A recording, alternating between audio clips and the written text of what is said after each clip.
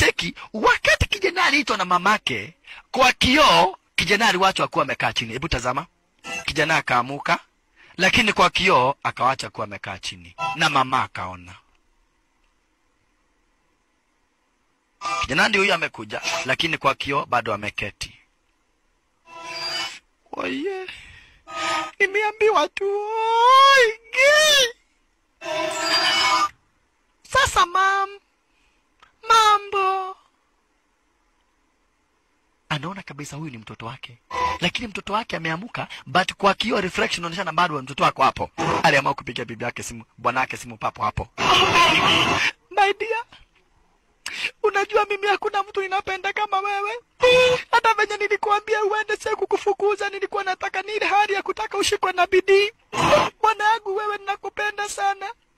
Na ujue hata wakati ninakunyumaga si ati nikukunyuma, ni siku zinakuaga mbaya. Kuja nyumbani saa hii. Sasa alikuja nyumbani.